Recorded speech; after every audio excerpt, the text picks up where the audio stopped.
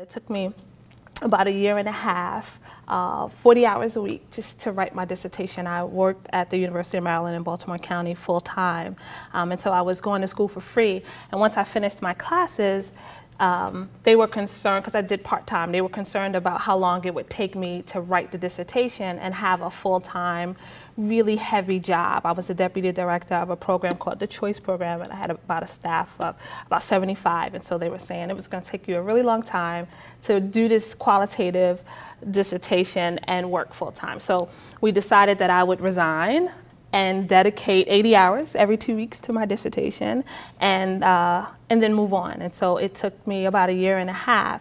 And so having this opportunity just really reconnects me to it again. It was such a critical part of my life for 18 months, and it was all that I did. And I felt like I knew my participants personally, and even during my dissertation, when my committee chair would ask a question and maybe reference a situation, I would immediately know who the participant was and what her story was. But after I was officially a doctor, I just dropped it and had never really picked it up again in over a year. And so this is my second time talking with Burke about my research, and it just allows me to reattach myself to something that's so important and that's really a defining moment in my life. So thank you for giving me this opportunity. I'm going to start my presentation, and then I think that my work at city schools at the end would sort of tie up to it. And we don't have to wait to the end for questions. I actually prefer a more interactive group, and so I'll cover one slide at a time, and then we can process. And so here is my presentation is the Optimism to Overcome, and I examined the educational beliefs and strategies of resilience amongst African American college graduates who were also former teenage moms. And so when I was writing this dissertation, it was in 2012, and the latest research out at the time, the latest numbers was in 2011, and so I didn't tweak that. And so in 2011, there were 329,797 infants born to girls aged 15 through 19. 57% of those children were born to African American and Hispanic teenage girls. One of my issue with the discourse and research done on teenage parents in general, and African American teenage parents in particular, is that it took a very fatalistic approach to the life chances, experiences, and outcomes to the teenage mothers themselves. I'm a former teenage mom as well. I had my daughter in the 11th grade, and while life was definitely not always easy or joyful for me, the fact that I couldn't read anything or have any conversation about teenage mothers that depicted a positive outcome, that depicted someone that finished school, that depicted someone that is not socially dependent on welfare benefits, that depicted someone that's not in pure stagnation, was very uncomfortable to me. And so one of my challenges was never really being able to see a story or have a conversation as a representation of former teenage moms that was positive and encouraging and had more of mainstream values of success to them. And so my desire to offer this alternative perspective to teenage mothers stem from my own personal experiences, and also just the understanding that, you know, there's always been teenage mothers. You know, at certain periods in our society, having a child during your teenage years was actually the norm. What really changed for us as a culture is that, you know, they were marrying and they were still a family unit during those times, whereas now there's been a deviation away from the family unit, and these children being born to teenage mothers are more out of wedlock than it was before. And so my concern is that the limited portrayal of teenage childbearing did nothing for the current teenage parents that are here and in need of an alternative perspective of what their opportunities may be or what the possibilities are, and for those future teenage mothers who are going to end up in situations that they may or may not plan for, and nonetheless they need a fuller, a more comprehensive landscape of what the possibilities or potentials for them are. And so that was another reason why I did my research. And the other thing, and this was probably one of the most frustrating parts to me, so according to the young parent initiative, I want to say, but don't quote me on that right now. Over 51% of teenage mothers complete high school. And that is not a depiction that you get anywhere in our society, whether it's in literature or just the overall discourse around the academic trajectory of teenage parenting. And so for the most part, they talk about the obstacles and the challenges and how the majority of them drops out of high school. And there's almost no research that specifically speaks about the secondary, post-secondary opportunities, college exploration of teen parenting. Even doing this research, there was about 4 primary studies that I was able to reference as it related to college and teenage mothers. The other ones stop, for the most part, at high school. And so I wanted to add to that discourse and add to the research on examining the college, the post-secondary journeys of teenage mothers. Quick question. Yep. Because when you say that 51% complete high school, how does that break down when you talk about racial background? So is there a difference in the rate? Oh, there's absolutely. So Hispanic and African American girls are 2 times as less likely to be able to complete high school compared to their white counterparts. And so the mitigating factors in that, though, is family support and the economics and, the resources that are connected to the individual communities. And so Hispanic and African American girls, for the most part, have less resources or protective factors to mitigate the early childbearing decision. I'm going to move on to the next slide. I don't know.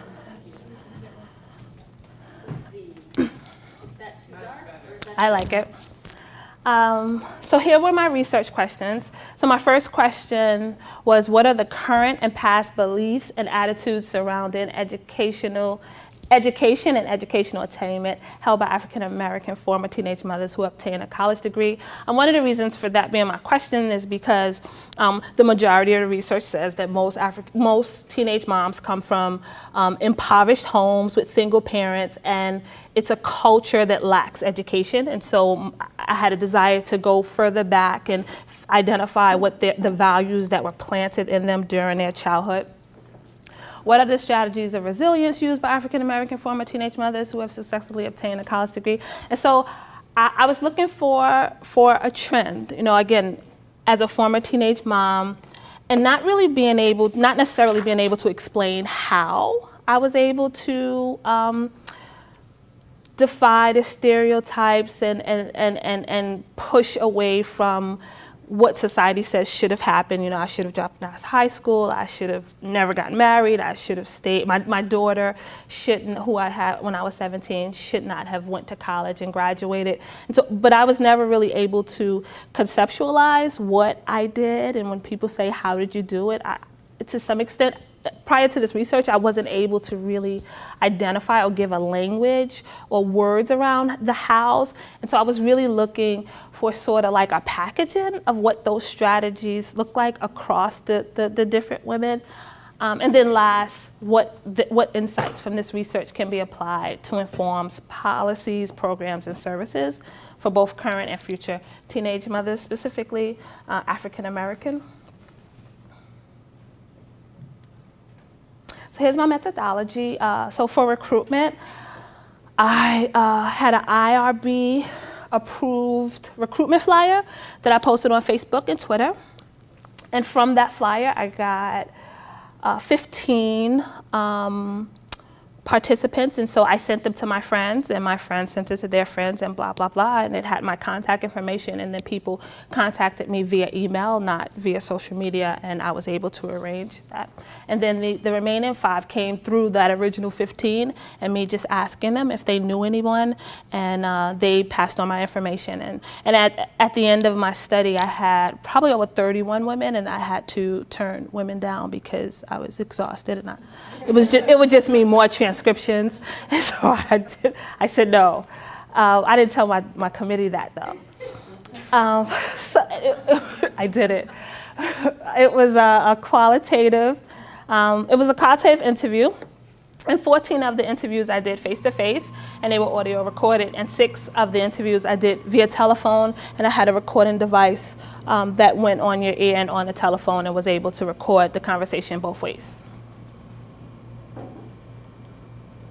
Here's the makeup of my study participants. There was 20 African American women who each had their children between the ages of 13 and 19. And during the interview, they were between the ages of 28 and 59. Together, they've earned over 30 college degrees. There were only 5 participants that only had an associate's degree.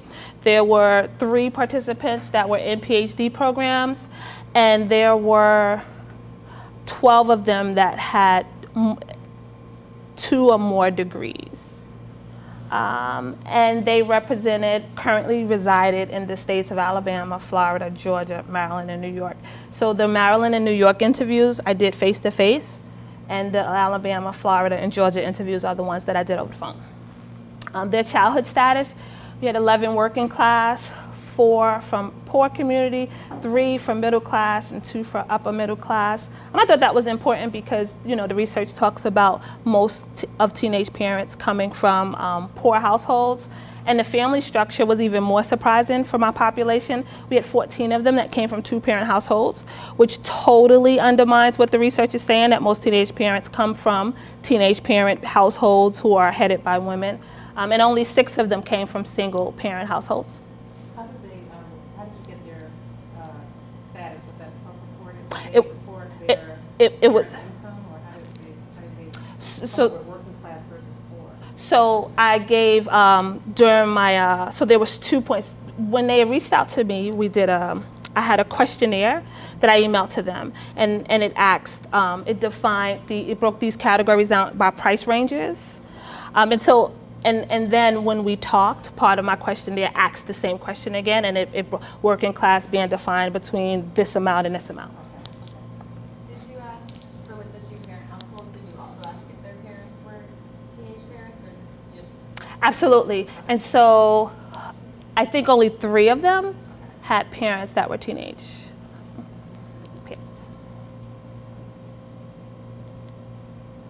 So here are the 2 theoretical frameworks that I used.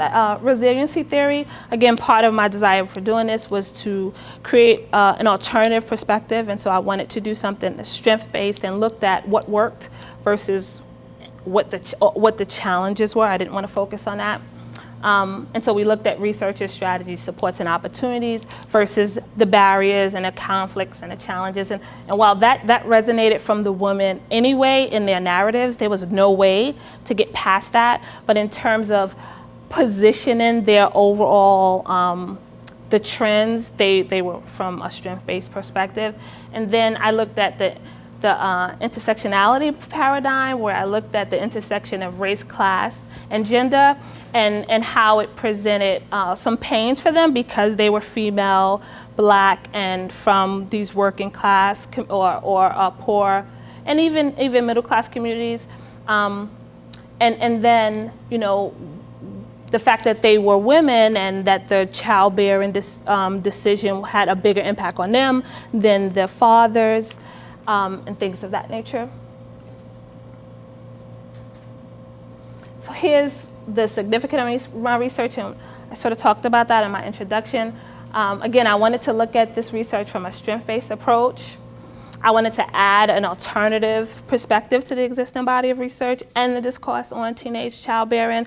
And you know, it was a thin line for me at some point because I didn't want to come off as if I was advocating for early childbearing. I didn't want to send the wrong message. But at the same time, I felt like there's a bigger danger to the fact that only one message is being sent. But meanwhile, we have almost 500,000 babies being born to young mothers every year. And so the benefit of being able to offer an alternative profile of the possibilities to me outweighed the risk of someone believing that I was advocating for teenage parenting. I wanted to challenge the notion that early childbearing is synonymous with financial failure and social stagnation. And last but certainly not least, I wanted to identify the strategies of resilience. Again, being able to sort of coin or to package the what's behind the resilience was important. So here's what I expected. You know, there was a personal investment for me in terms of aligning myself with these women, not just as Black women, but as women who've decided to have children early and who went through the journey of college education. And most of us was pregnant in high school. I want to tell you the makeup of them. I want to tell you when they found out they were pregnant, because I thought that was significant. So we had 3 that found out that they were pregnant in middle school. We had 2 that found out that they were pregnant during the summer of one of their high school, going into high school. We had 10 that found out they were pregnant in high school, and then between their sophomore and senior year, and then we had 4 that found out they were pregnant during their freshman or sophomore year of college. And so I expected to hear that they were frustrated, that they were disappointed, and that there was a lot of self-doubt. Right? Because even though out of my 20 participants, only 5 of them practiced some form of birth control, and the other 15 did absolutely nothing, there was still this surprise element to their pregnancy. And you don't, even if it's subconsciously, you don't sign up for this disadvantaged, stigmatized group. You know, no one wants to be that other, no matter what that other is. So despite of the fact that your behavior can is sort of evident that you'll end up in some other pile that you don't want to be in, I get maybe it's just being a young person, maybe it's there's so many other things going on in a young person's life that they're just not looking at that. But I've never met a teenage mom that says she planned her pregnancy. And none of these women said they did, although they didn't do anything to prevent it. And so I expected them to be embarrassed and disappointed and frustrated. I expected to hear of how hard it was and how frustrated, and the moments that they wanted to give up, and how there was moments where they were so detached from their children because your children represents this harder part of living. But then I expected to hear that becoming a mother created some sense of motivation and a stability for them that didn't give them the option to not be on the right path. And that for some of them, and in this case there was, so 5 of them said that they knew that they were going to college. 6 of them said that they never wanted to go to college, that they just wanted to work. And the rest of them said, oh, I knew that I would get there eventually. But all of them said that at the moment that they realized they were pregnant, college was no longer just an option, it was a must, and it was as soon as they could, right? And so even the few that were in college, they were there because that was the right thing to do. That one of the women, her mother was a doctor and her father was a lawyer, and she was in Spelman. And she said, I was just in Spelman because that's my family's legacy school, and I was there because I was supposed to be there. And if I would have stayed home, I would have been poor because my parents weren't doing anything for me if I didn't go to school. But now that she was pregnant, she was going to school for her and her baby. And so I expected to hear stories about that, and just to learn about the individual support systems and the structural supports. And that was important to me because I need society to understand that there are some things that need to be in place in order for teen moms to be able to move forward, especially in their academics, right? And so I work for city schools, and we have 4 high schools out of the 39 that have, where 1/3 of the students in those schools are parents. We need better reentry programs for them. We need to have more flexible scheduling for them. Even the attendance laws from MSDE, they say that the student can be marked as an excused absence if they are sick, but only them. But it doesn't take into account a parent and student, right? Because if I'm a parent and student and my child is sick, then I have to take my child to the doctor. And so that would mean an unexcused absence for me if we do it by the way the law is written. But, it gives the districts the flexibility to tweak it. And so we've tweaked it since I've been on board. But those, I wanted to bring some attention to the structural systems that hinder the progress of teenage mothers and their academic trajectories. And again, just the common threads of successful strategies. All right, so here were the things, the strategies, the mentalities that all my participants had in common.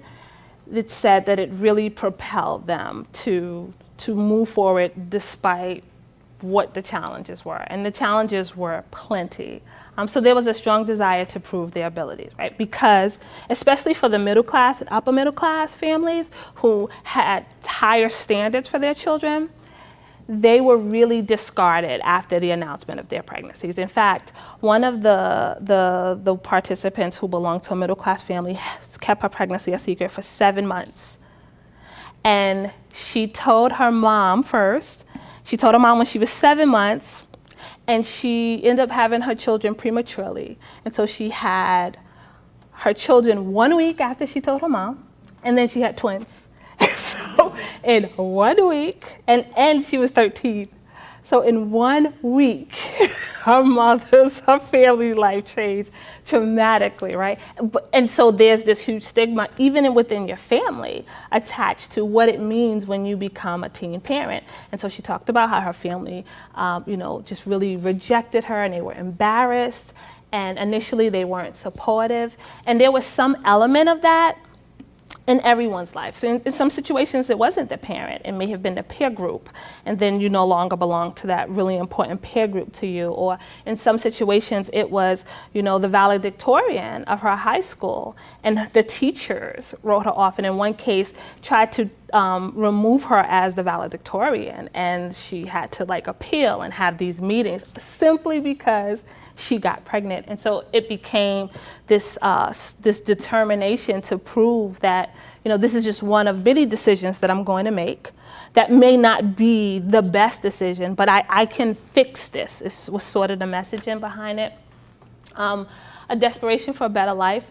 And so this is what was interesting for me to me, this was expected for the more lower income, impoverished families. And so I didn't want my child to grow up in poverty. I didn't want my child to not know if they're going to eat dinner, or I didn't want to have to not eat so my children could eat. And so that was a motivation. But even for the more well-to-do, financially stable families, then the desperation was, well, my mom and them, they worked all the time. And so they never spent any time with me. And so I didn't know how to manage a relationship. And my mother had no idea that I was even sexually active. And so the belief that because they had their children young, they're going to grow with their children, they got their schooling out the way. And so when their child becomes of age when they really need them there, they'll be there, and so their child wouldn't make the same mistakes that they had. And I thought that was interesting. A solid support system. And support system for these women were everybody. Was the lady that lived next door, the family members of friends, fathers, boyfriends, cousins, everyone. And access to government programs. WIC. Does everyone know what WIC is? Food stamps, Medicaid, work-study programs, financial aid, housing vouchers.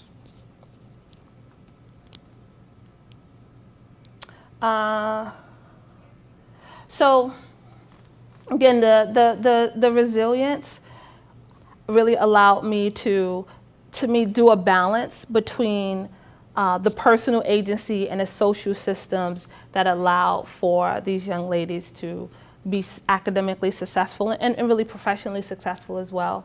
And then the intersectionality, to me, it provided a really good balance because, again, even though these women landed on their feet, the intersectionality really allowed me to still tell their stories and just the challenges.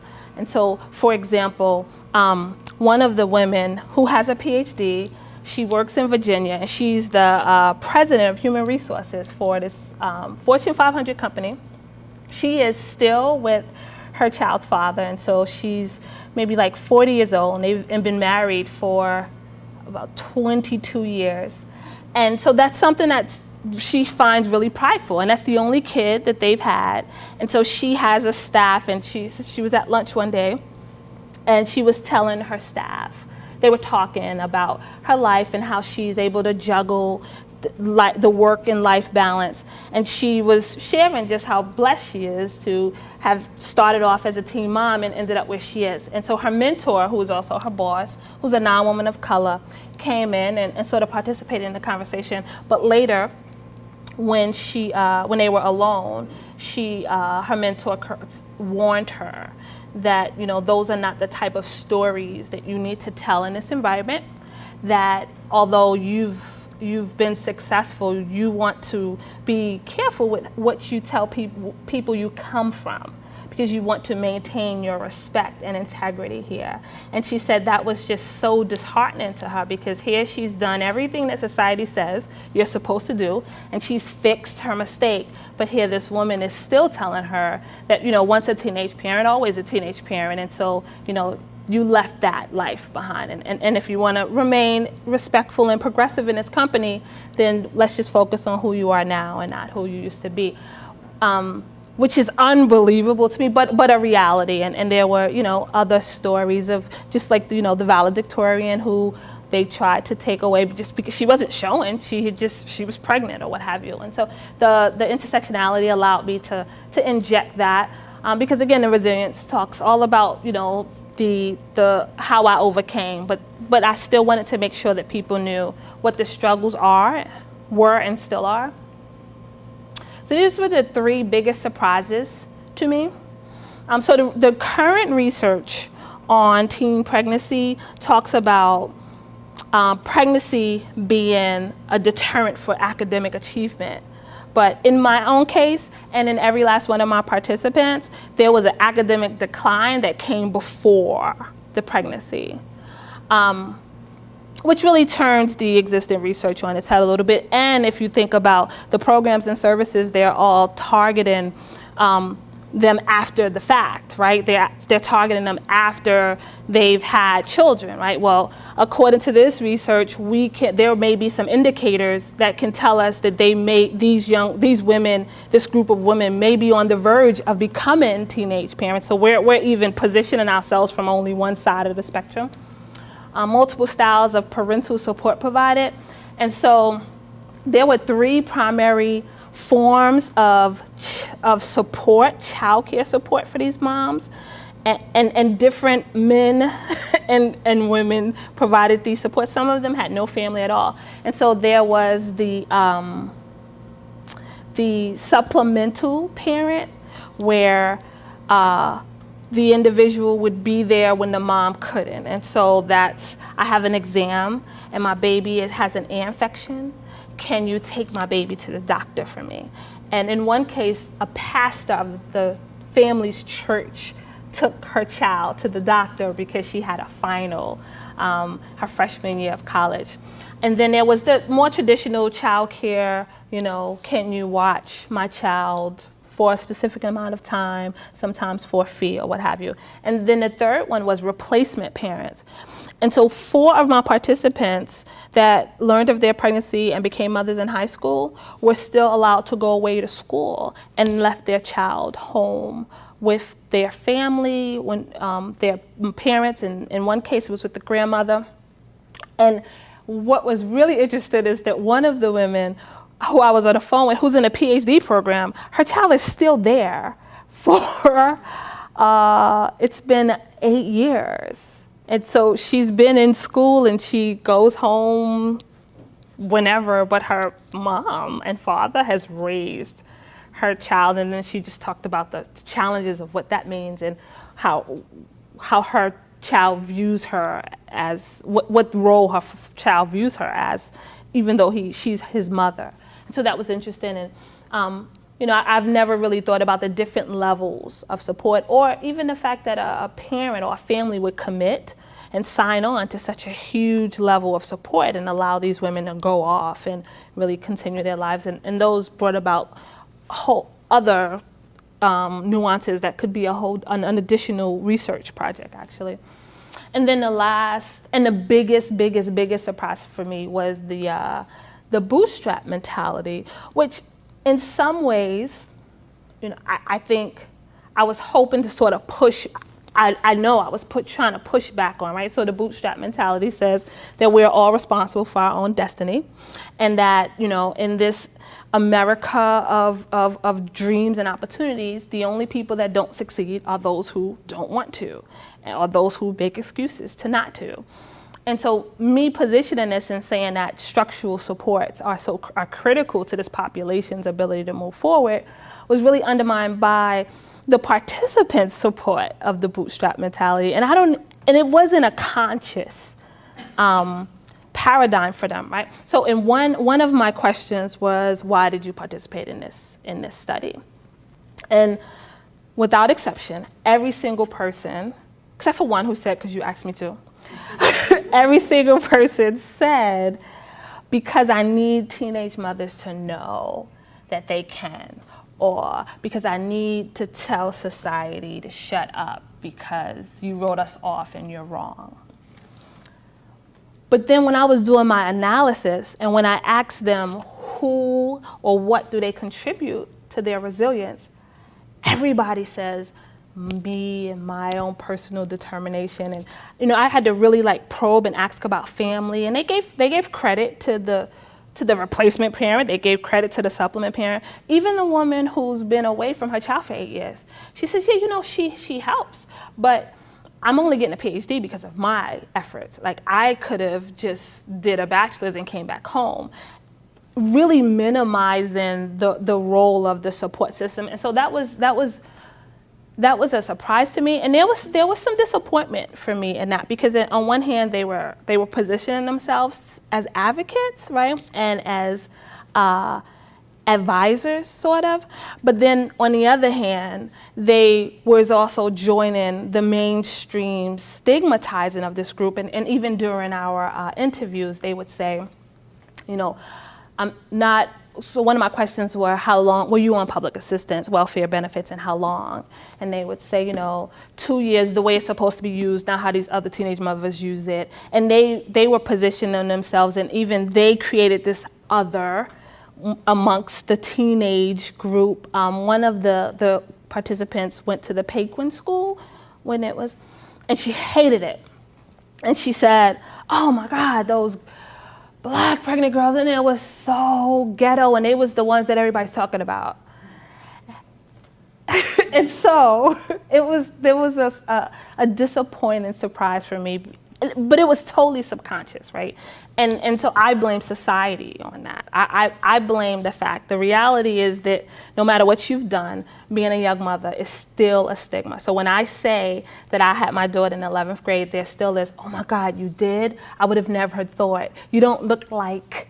And so what does that look like, right? And so, and this is a part of my analysis and all that. I talked about this cognitive dissonance where, on one hand, you want to reject the notion that we can't, but on the other hand, you need to make sense of the reality of a reality that says that defines why the masses of teenage parents haven't been able to do what these 20 women have done. And so that was a disappointing reality for me, and they didn't realize it. And I honestly, a lot of them are still waiting for my dissertation, but I'm a little nervous because they're going to be surprised at my analysis, and I don't know if they'll look at it and analyze it the way I have. But and it happens all throughout my talking to them. There's this we versus them, and the other ones, and to some extent, that some of us deserve to be looked upon as such, right? Whereas I don't believe that. I don't believe that any teenage moms deserve to be looked upon like that. And I think the only difference between the two are the support systems and access to the structural systems that allow you to move past whatever it is that's your reality at home. Did you, I can't remember the sources I read in a while, but maybe Brooks Gunn or Paycoff, someone talked about academic, or I guess different predictors, not just academic, with African American teen mothers, and looked at people with similar characteristics going in. The teen moms actually had a higher chance of completing high school than the people who were at the same, academic and family and other kind of cognitive or other predictors. So there was one of the primary sources for this paper, which was REM, though REHM, and her position was the same thing, that they had a higher chance, and the reason why was because they had more support systems and they had to mature a little faster, and so that whole toss between do I play or do I stay was not as much of a struggle because of the nuances of parenting. Oh, so here's the policy implications. I sort of talked about this earlier. Just, I think the way we look at teenage pregnancy and the way we look at teen parenting is wrong, and it doesn't really lend itself to young mothers wanting to reach out and expose their vulnerabilities and say that they need help. Even in my quest to get support for students that are in city schools, there's still this stigma attached to even some individuals that I meet in the health department. There's still these nuances, and again, I don't know if it's conscious or subconscious, but there's a disparity in language. There's a negative connotation attached to it, and even with the programs that are supposed to be supportive, there's a program in, I want to say, New York City, where the objective of the program is to prevent subsequent pregnancies. And so they offer parenting classes and sexual reproductive health education, right?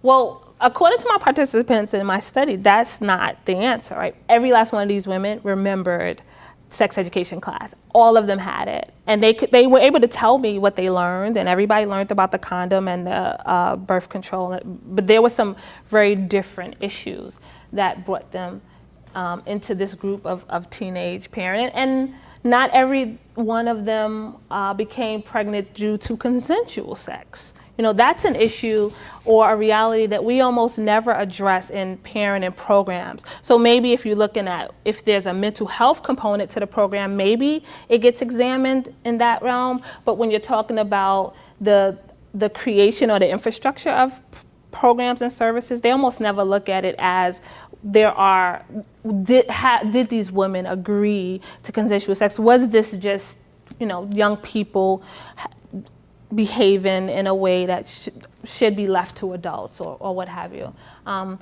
So the messaging around teenage mothers and their children. So my daughter graduated from the University of Maryland in College Park. She's finishing up her first year as a teacher. She's with Teach for America. She doesn't have any children. And even her, when we were growing up, and so when she's in high school, I'm 30, she's 13, I'm 30. And so aside from the principal, who no matter every new school she went to, when I got there, they're still like, oh, is your mom coming? Because they think of her sister. There was even a stigma from her friends, you know, oh my God, your mother is so young, it must be so cool. It's like you have a BFF. And she's like, no, she's my mom. Like, for real. And then, you know, but they just automatically equated young with some level of looseness and irresponsibility, and so they just assumed she didn't have the structure or even the standards of expectation that they had because they had older or more age-appropriate moms. And so it's embedded in our society. And again, I think a lot of it is subconscious, but so we need to do a better awareness of the messaging and the way we talk about it. Programs on a high school level that support teenage mothers. There was only one mother from New York who actually stayed, went to an alternative school for pregnant and parenting teens and stayed. 6 of them tried, but what they said was they hated the stigma attached to it. Those pregnant girls don't go to that school, and they said they wanted to still feel like they were normal, that they just made a decision that might not have been the best decision. And so depending on how old they were, so the one that was 59, she had to go to another school because of the laws when she was pregnant. The other ones either opted in or was encouraged by a parent or another teacher. And as soon as they delivered, they left the pregnant and parent in school because they said it just left them, they were so uncomfortable with it. And they felt like the standards wasn't the same. And one woman was in an honors program, and the alternative school didn't have any honors classes. And so she had to go in and sort of perform below and not be academically stimulated. And so she had her child and went back to school in 1 week because of there was some finals happening. She had a baby in December, and if she didn't take the finals, there was some nuances, and so she went back in 1 week, which medically is dangerous. But the system didn't allow her to take the 6 weeks that, you know, adult mother, 12 weeks, right? FMLA is 12 weeks, that the other mothers are able to take when they're working. So schools don't necessarily support, or even when they come back, they talk about, you know, different, whether they came back in 6 weeks when you're medically cleared or not, there not being any transition, and either they just totally forgot what was going on, or in the case of the young girl who she learned of her pregnancy during the summer. She was going into the 9th grade. She got pregnant in the 8th grade. She was going into the 9th grade, and she didn't go back to school until like January. And there was no plan for her. You know, the transition into high school is already challenging, but now you bring about this young person who has twins and who has missed the first 2 semesters or quarters of high school, and there was nothing for her. And so she ended up repeating the 9th grade because there was no type of flexibility allowed for her. Yep. And this is my ignorance, and I humbly apologize for this. I am surprised that a child, and I call her a child, a student, who is at the honors level, because she had to go to an alternative school, that the level of academic challenge was not there for her. Mm-hmm. I'm sorry to say that, it did not occur to me that was not an option.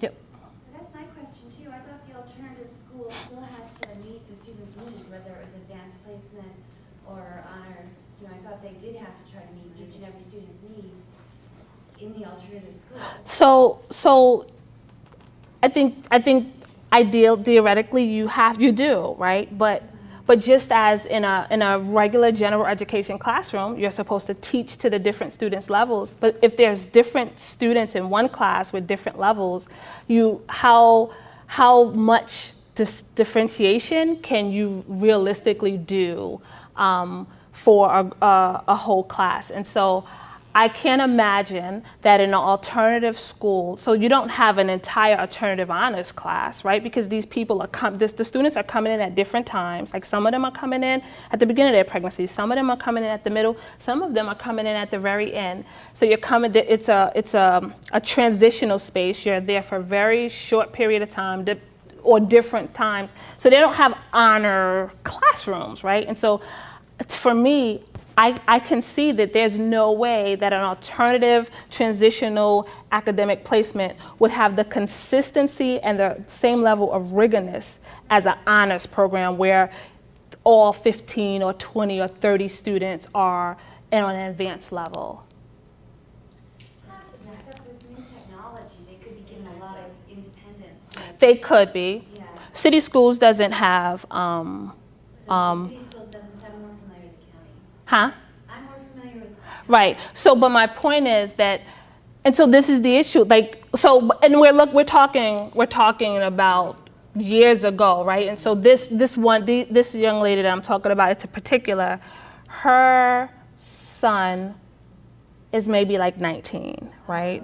But so that's that. But I'll tell you that again, we have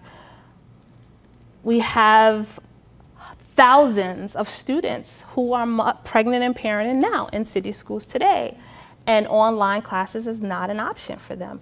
Reentry programs, or whether or not teachers, they're getting work that would then progress them to the next grade so they could take 12 weeks off, is really contingent on the school and the teacher. There's no systemic infrastructure that says this is what every young parent needs and deserves, and so it's not an option. You have to do this. That's not the case. No, it could be if everything wasn't so school-centered. It could be, yeah. But Have a centralized approach if the district wanted to. so. The issue is creating that this has to happen. So, well, I'm saying it has to happen, but they're saying you have to get the money too, right? So you need access on both levels. You need the technology, you need the people to teach the technology, you need to make sure that the student has the technology. Like, there's all these different nuances that speak to how you build this infrastructure that makes it bigger than, just a North Avenue discussion.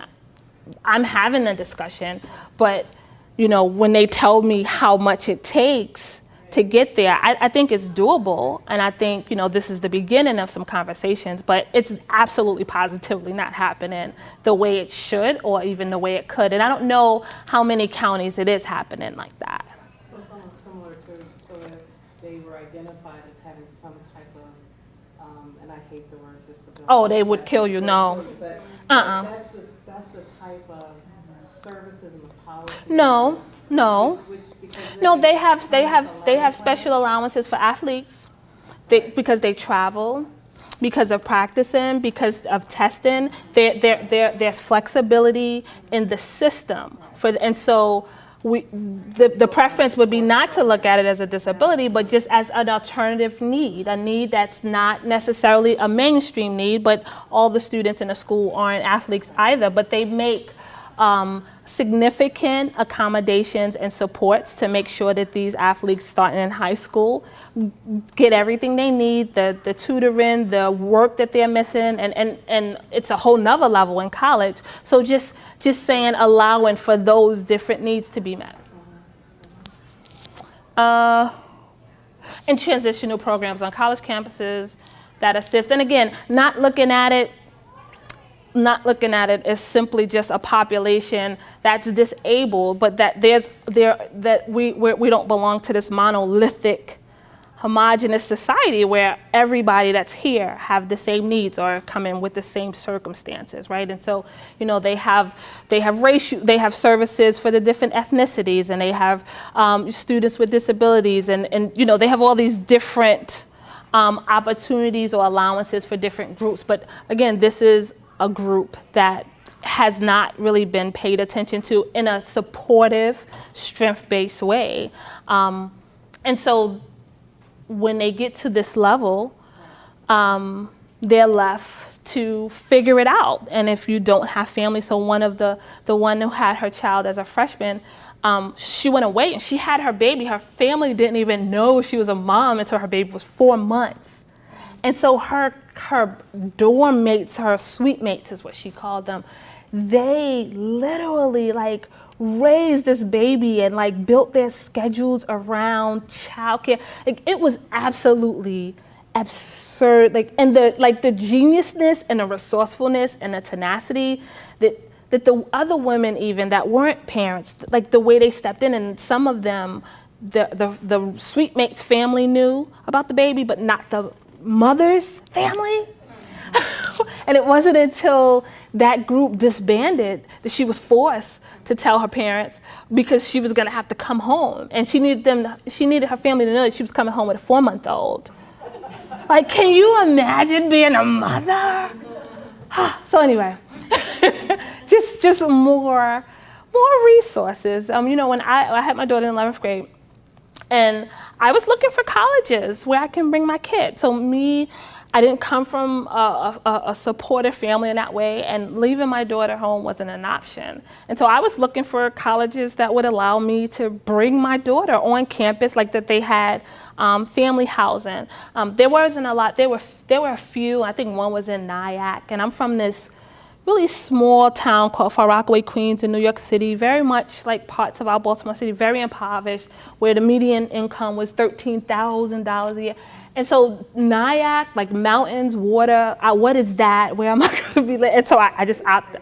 I didn't, no, in hindsight, I know it's beautiful, right? And I've been there with my children, but at that time, there were very little options. And so, I didn't go, but that was something that was really important to me that I really would have loved to explore. And even as an adult, I still feel like I missed out on that opportunity, and I was willing to take my daughter. And so just now they have more. While I was doing this research, they have family housing on college campuses now, where husbands and wives and children can live and things of that nature. But that wasn't necessarily the case during the era of these women.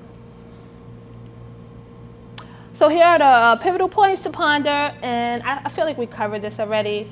That I'm not advocating for teenage child parent. I'm just injecting an alternative perspective. That teenage motherhood is not synonymous with academic failure and social stagnation. Again, I had about 31 women. I only used 20, but there are tons. Like, all of them know people, and those are just the stories that you never ever hear. African American teenage mothers are not a monolithic group of women with linear life trajectories. Another nuance that was surprising for me that I learned. So even though they fit my profile, they had a child during their teenage years and they finished college, they didn't all do it in the same trajectory that I did it. There were a few who did drop out of school, high school, and then go back, got their GED, and went to college. One when her daughter was 8, and there was another one who finished high school, had the baby, waited until her child went to pre-K, and then went back to college. And so that was something that I didn't anticipate. And so there isn't this linear trajectory. One of the things that told me that I was definitely too personally invested in this research is there was a girl, and she got her associate's degree, and she had 4 children, and I'm asking her the questions about being on welfare. She tells me how long or whatever, and I'm like, so when did you get off? And she's like, oh no, I'm not off. I'm still on. And I'll say, oh, so where do you work? And she's like, no, I don't work. I'm home. And I was just like, Dad, this is not the story that I thought. This is not right. Like, no, this is not the profile. But no, it is. She's exactly what I asked for. But she wasn't doing what I expected she should be doing with what she's earned. And so that was another, like, you need to check yourself. You need to reevaluate your own expectations and how this is informing your research or what have you. And just that current and future teenage mothers deserve a vote of confidence, and not just a vote of confidence like I'm confident in you, but like, where whole school systems realize that this is an issue. And there are some principals in some of the schools that I'm working with that are absolutely amazing. They're creating closets for parents and their babies for clothes, and staff have signed up to be emergency child care providers for the students. And if there's a situation where whoever is providing child care at home or in the community can't make it, then the child can bring the kid to school, and this school works around and watches the kid while the student goes and does her classes. I went to a graduation, a senior farewell, which is not a graduation, it's like a little ceremony for the seniors, and I kid you not, there were at least this was at Achievement Academy. And there's an alternative school, it's for overaged and undercredited. And there were 31 graduates. And let's just say half of them, 15 were females. There were at least 7 of them with their class, with their babies on their lap. And there were tons of people in the audience. Say hi to mommy, say hi to daddy. Like almost at least half of them had children. And that school has really championed support, but when it comes to the academic and the realities of the system, they can only do so much. So there's those other creative supports that they've provided for the student to see them through this aspect of their academic lives. And I think that's it.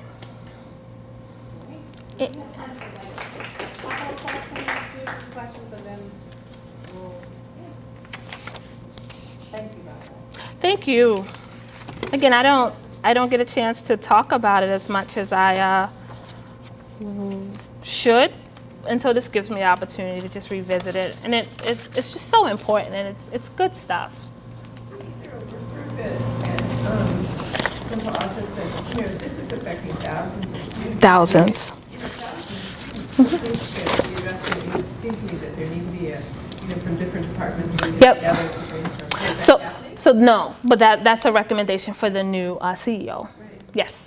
So I've kind of an open-ended question. I love the way you phrased the problem, and I love the way you phrased your study, and I love your goals. And so it seems to me you're restating the problem of teen pregnancy as sort of a rapid maturation challenge for students. And if I think about it that way, I actually asked if there is commonality for those students whose families are dysfunctional for other reasons or another. Yep. Similar kinds of needs, not quite as monolithic as that of a parent, right? But there's a great deal of overlap, and I wonder if there would be some significant momentum you could get by pairing those two things together. That's good. That's just a thought. What's that big fancy term you used? I didn't get to write that down. What was it? Rapid maturation challenge. Okay. Is what I was thinking. Okay. So it could be like, A parent dying of cancer or something. Okay. Right. dying parents. Yep. Being parent is a maturation. Or drug addicted Right, in a parents. sense, they become parents of their own families, right? Huh, that's good. Parent isn't able to care for the family. Good. It's for some reason. Good luck. Thank you. Yeah, I agree. I think this is just wonderful work that you're doing, and the advocacy in this area is huge, particularly in Baltimore City. Yeah. One thing that really struck me was that you really talked about the intersections between income, gender, and race, all in one study, and you framed it very well in a very positive way, which we don't, I agree with you, we don't hear very often. But there's also, how does teen parenting differ for poor African American girls who, the demographics of this group are quite different from most of the girls that we see, and I'm saying most in a very kind of loose way, in Baltimore City, so, in many schools and in many communities. So I'm struggling with how can your findings inform programming for girls who are low income, they lack resources, their perceptions of women, issues around religion, religiosity, about what this, all of that mixed in. How would that then impact programming, and what would be the best practices across the city to help this community? Because I think there are some pieces that are about what it means to be African American and a teenage mother, what it means to be poor and a teenage mother, what it means to have a mother who's also a teenage mother, and then what that means for parenting. There's so many different layers. I'm just wondering, I was thinking about, but how would we then intervene? And And what would intervention really look like? I'm not sure what's the best way to support. And so when you were talking about the services that would then stream into populations of girls, I just don't know what it would look like, and I'm struggling to. No, that's good. And so this was a really small population, but there was a mixture, and there was an element of any situation that we could possibly think of, right? And so my dissertation was 247 pages, and so it's really challenging to figure out how much to share, and like we literally can do a brown bag week just on all the stuff, right? And so I think that, so, you know, when you look at what teenage parenting and services, even with the Baltimore City Health Department, they're looking at parenting classes, they're looking at how to navigate the WIC office, and, you know, how to manage your time so that you don't miss any of your dates. Where a lot of our young girls are suffering from low self-esteem and depression, and they're head of households because they belong to drug-addicted families where they were already taking care of their siblings, and so their child is just number 3 or 4. And so I think that it's about looking at the young person as just a woman in need, right? And that's mentorships, right? That's how to take care of yourself in addition to managing your time. So in that situation, to me, having a child is probably the least of her challenges, right? It's the reality of managing her family as a younger person, and the mental and the psychosocial heaviness of what her life was even before she became a parent. And so I think that looks like mental support, that looks like mentoring, right? That looks like, how do you grow in a healthy environment, or what are the protective factors that you can surround around this young woman to help her from where she is now. So I think that that's what it looks like. But when I meet with the health department and they're talking about WIC, well, they already know about WIC, and they even have their friends going to pick up their WIC check with with fake IDs. Like, they got that part. That's not even building that network, and even bringing fathers. I mean, because we have that, you know. Oh, that's that's just building this network of services and practice. Yeah, it's wonderful work. Yeah, and I think that's another nuance that I haven't been able to get in as deep in here in the city as I hope to. I've only been with city schools for a year and a half, about a little over a year. And although this directly connects to my work, it's not really what they pay me for. So it's me broadening their perspective of my work, and that's taken some time. And so I don't know what the creative supports look like on the student level. So like I mentioned those schools, that one school in particular, which that's amazingly creative. And so I'm sure that on a student level, they're doing bigger and better things, but I haven't been able to get into those realms yet. And I'm hoping to eventually like do a little bit of it this year. Like, you know, I've identified a few schools, and to be able to, I've created this curriculum where I want to go in at least once a month and do these life skill classes. So I volunteered when I was out writing my dissertation. I volunteered with Wild High School in Columbia. They have a parenting program where they have a daycare in their high school, and they bring their kids to school. And so I met with them every 2 weeks, and we did life skills, and we talked about relationships and guys, and oh, he left us, and how dare him, and just the nuances of the heart. And so I think that you start there, because it doesn't matter what a good parenting looks like if I'm going into a drug-infested domestic violence situation where I'm hiding my child from my crazy mother's boyfriend. So yeah. Thank you. We're going to end there. Thank you. Thank you all for coming. Thank you. Thank you.